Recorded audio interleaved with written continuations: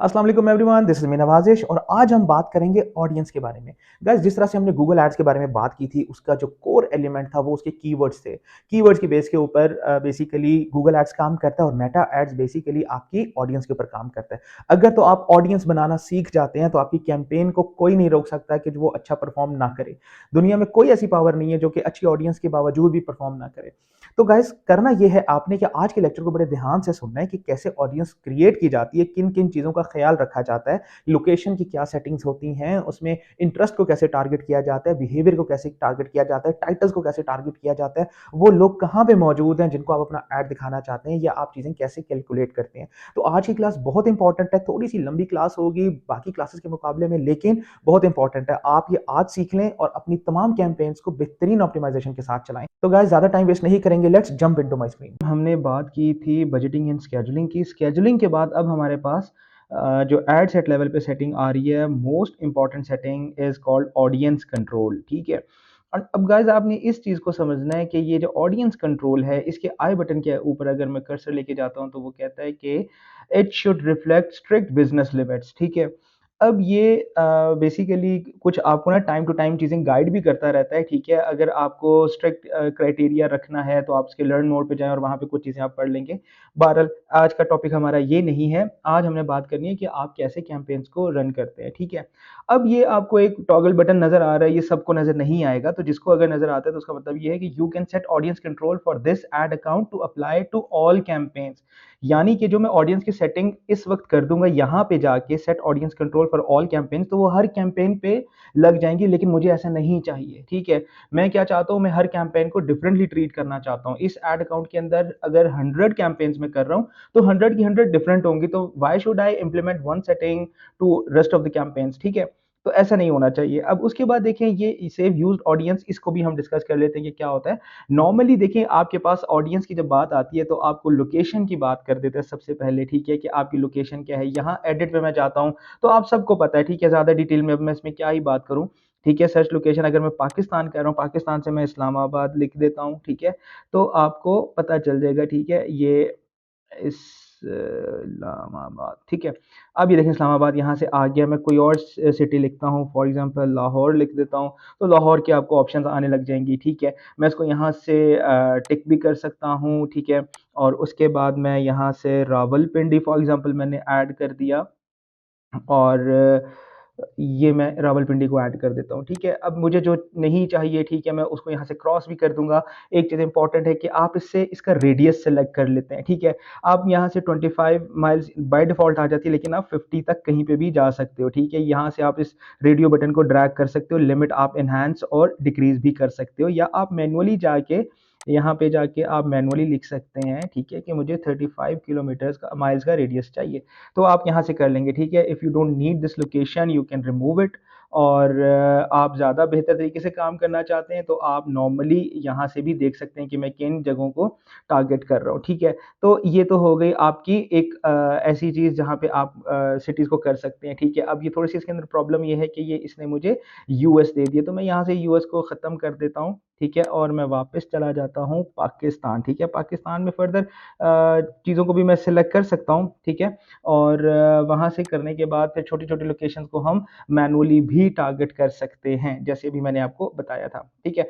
उसके बाद ये देखिए, छोटी-सी एक ऑप्शन मुझे दे रहा है, ऐड लोकेशंस, ठीक है? In bulk. अब आप क्या करते हैं कि गाइज़, वैसे ना इस ऑडियंस के ऊपर मैं डिटेल में इंशाल्लाह ताला और भी लेक्चर्स बनाऊँगा, ठीक है? अब इस ऑप्शन के ऊपर अगर हम क्लिक करते हैं, तो वो कहते हैं लोकेशन टाइप, ठीक है? आप क्या कंट्रीज़ की लिस्ट पूरी करना चाह रहे हो, आप एरियाज़ या स्टेट्स को करना चाह रहे हो, सिटीज़ को करना चाह रहे हो, यानी कि मेरे पास एक लिस्ट ऑफ सिटीज़ है, ठीक है? जिसके अंदर मैंने 15 सिटीज़ लिखी हुई हैं, मैं उनको सीएसवी में जाके अपलोड कर लूँगा। तो ये हम इंशाल्लाह डिटेल लेक्चर में भी बात करेंगे, अभी आपके लिए इंपॉर्टेंट नहीं है। शो मोर ऑप्शंस के ऊपर अगर मैं चला जाता हूँ, ठीक है? तो वो अब उसको समझ आ गया कि पाकिस्तान में किन लोगों को मैं टारगेट करना चाह रहा हूँ, ठीक है? यहाँ से फॉर एग्ज़ाम्पल चलिए मैं वापस लिख देता हूँ इस्लामाबाद, ठीक है?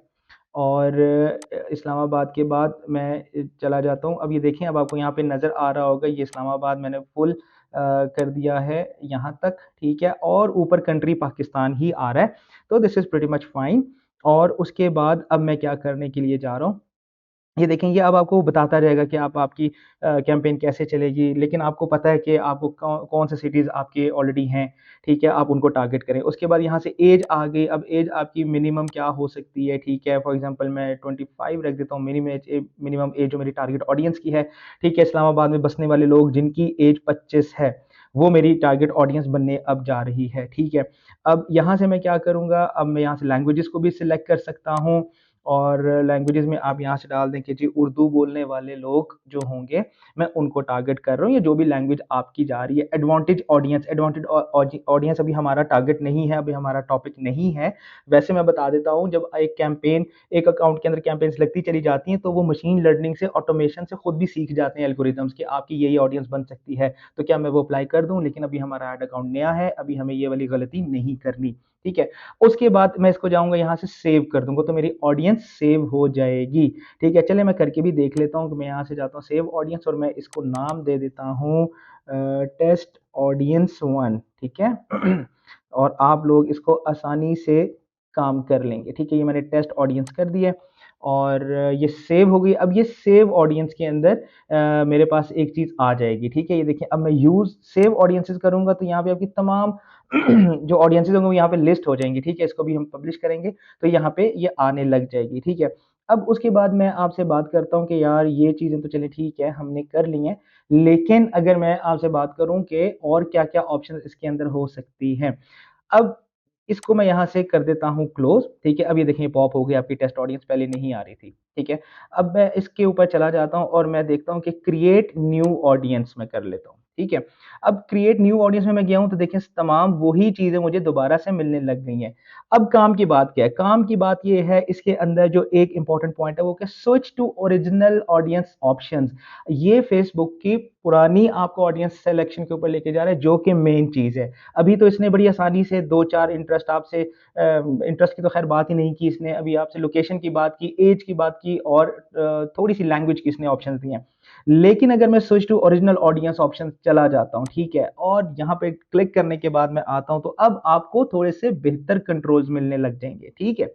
अब देखें कि यहाँ से क्रिएट न्यू, हाँ जी, मैं क्रिएट न्यू करना चाहता हूँ। कस्टम ऑडियंस, कस्टम को भी हम डिस्कस नहीं करें। कस्टम ये होता है कि आपके पास कोई ईमेल लिस्ट है, कोई आपके पास लोगों का डेटा पड़ा हुआ है, फ़ोन नंबर्स पड़े हुए हैं, कुछ लोगों का आपके पास आपके सीआरएम से कोई डेटा आ रहा है, वहाँ से कर लेंगे। लुक अलाइक यानी कि जो ऑडियंस बनी है उस जैसे तमाम लोग, अभी हमारा वो ऑप्शन नहीं है, तो अभी हम सेव्ड ऑडियंस में ही काम कर रहे हैं, ठीक है? तो हम क्या करेंगे, ये कंट्री आपने सिलेक्ट कर ली, ऐज रेंज आपने दे दी, ऐज बताने की ज़रूरत नहीं है, जेंडर आप यहाँ से सिलेक्ट कर लेंगे। You guys are decent enough and smart enough कि आप इसको यहाँ से समझ जाएँगे, ठीक है? डिटेल टारगेटिंग ये इंपॉर्टेंट चीज़ है, यहाँ पे मैं चला जाता हूँ।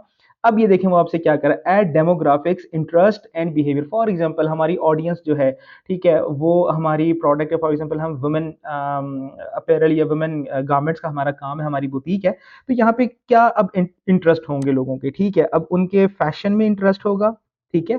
अब मैं आपको जो चीज़ समझाना चाह रहा हूँ वो आपने समझना है। अब देखें फैशन को मैंने जब टाइप किया, तो मुझे उसके अंदर बहुत सारी चीज़ें नज़र आ रही हैं। एक आ रहा है फैशन डिज़ाइन, लेकिन राइट साइड पे जो इसकी चीज़ गाइज़ शो हो रही है ना, उसको बड़े आपने ध्यान से देखना है। फैशन डिज़ाइन ठीक है, इसकी साइज़ जो है वो इतना है, बहुत अच्छा एक हैंडसम डेटा है। लेकिन ये लोग कौन है? फैशन डिज़ाइन एम्प्लॉयर्स, ऐसे लोग जिनका टाइटल ये जो है या वो सोसाइटी में एक फैशन डिज़ाइनर जाने जाते हैं, ये वो लोग हैं। ठीक है? अब इसको राइट साइड पे मज़ीद इसका जो एक पॉपअप खुला हुआ है उसको पढ़ें, demographics, work, employers, fashion designer, कि जो जिनका काम, जिनका प्रोफ़ेशन जो है वो एम्प्लॉयर है, लेकिन एम्प्लॉयर किस चीज़ के? वो फैशन डिज़ाइनर्स हैं, ठीक है? फिर नीचे फैशन डिज़ाइन दोबारा आ गया। अब ये डिफरेंट है, जिसने एजुकेशन या जिसके field of study fashion design है। ऊपर वाले में क्या था? उसकी ट्रेड थी, उसका काम था फैशन डिज़ाइन। अब ये वो लोग हैं जो कि जिनकी एजुकेशन रही है फैशन डिज़ाइन। फिर थर्ड फैशन डिज़ाइन क्या है? वो कह रहे हैं वर्क या जॉब टाइटल, जिनकी जॉब टाइटल फैशन डिज़ाइन है, उनको टारगेट कर रहा है। अब फैशन एडिटर क्या आ गया? इसी तरीके से आपने चीज़ें सिलेक्ट करनी है, ठीक है? अब मैं यहाँ से दूसरा कोई अपना डाल देता हूँ, फॉर एग्जांपल मैं फैशन को हटा देता हूँ और मैं यहाँ पे लिख देता हूँ कैजुअल वेयर। सॉरी मेरा कीबोर्ड थोड़ा सा इशू कर रहा है, ठीक है?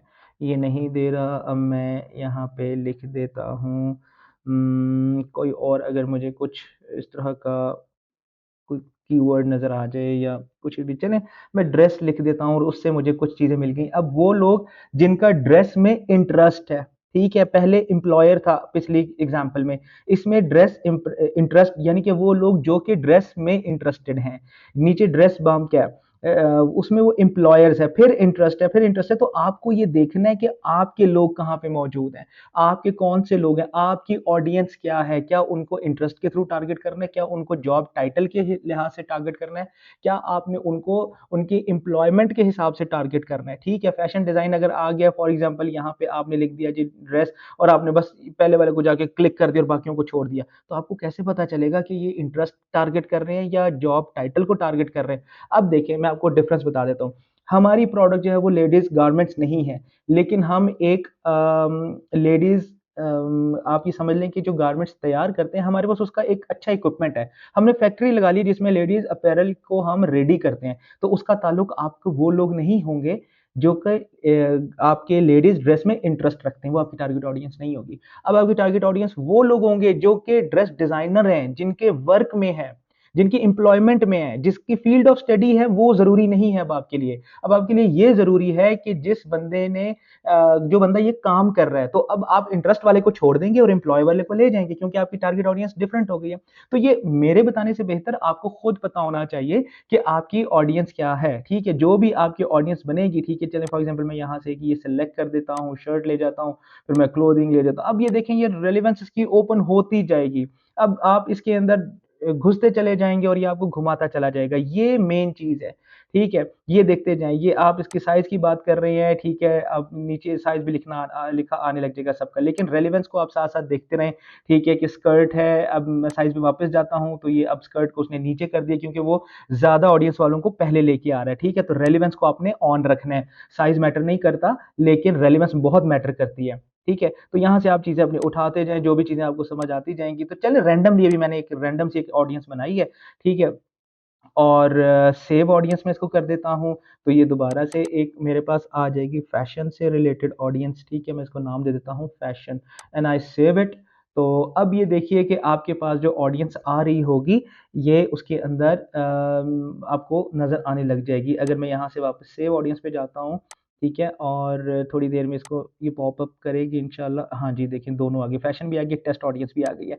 इसको दोबारा देखने के लिए हम इसको डिटेल में भी इंशाल्लाह ताला बात करेंगे। तो अभी गाइज़ अभी आप लोगों के लिए इतना ही था कि टारगेट ऑडियंस कैसे बनाई जाती है, इंटरेस्ट कहाँ से सिलेक्ट होता है और किन चीज़ों का ख़्याल रखा जाता है। तो ये एक बिगिनर कोर्स है, ये बिगिनर बेसिक चीज़ें मैं आपको बता रहा हूँ। टारगेट ऑडियंस एक बहुत नेक्स्ट लेवल चीज़ है और इंशाल्लाह ताला हम उसको बड़ी डिटेल में जाके डिस्कस भी कर लेंगे।